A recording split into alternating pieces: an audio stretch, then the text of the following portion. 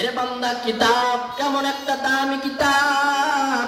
আল্লাহ তাআলা বলেন লা রাইবা ফীহি হুদাল লিল মুত্তাকিন। এমন একটা কিতাব যার মধ্যে কোনো সন্দেহ নাই। দুনিয়ার মানুষ অসংখ্য অগণিত কিতাব বানায়, কিতাব লেখে, কিন্তু কিতাব লেখার আগে বলে দেয় যদি আমার এই কিতাবের মধ্যে, এই বইয়ের মধ্যে কোনো ভুল পাও তাহলে আমাকে ধরিয়ে দেবে, আমি সংশোধন হয়ে যাব। কিন্তু আল্লাহ তাআলা কোরআনের শুরুতে আল্লাহ বলে দিয়েছেন লা রাইবা ফীহি, তার মধ্যে কোনো সন্দেহ নাই।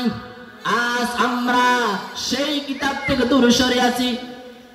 ও মুসলমান, আপনি দুইটা কাপড় বাজার থেকে কিনে এনেছেন, একটা কাপড় দ্বারা আপনি জামা তৈরি করেছেন, আরেকটা কাপড় দ্বারা আপনি কোরআন শরীফের গিলাফ তৈরি করেছেন।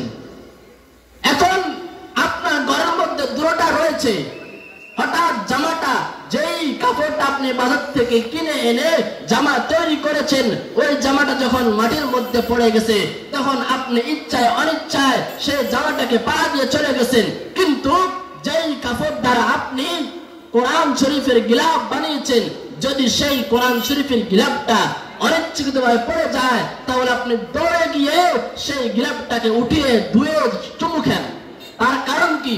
ও মুসলমান, ভালো করে বুঝতে হবে, ওই কাপড়ের কোনো গুণ নাই, ওই কাপড়ের কোনো দাম নাই, একমাত্র দামই হয়েছে কিতাবুল্লাহর সঙ্গে, কিতাবুল্লাহর সাথে থাকার কারণে, কোরআন শরীফের সাথে থাকার কারণে ওই কাপড়টা দামি হয়ে গেছে।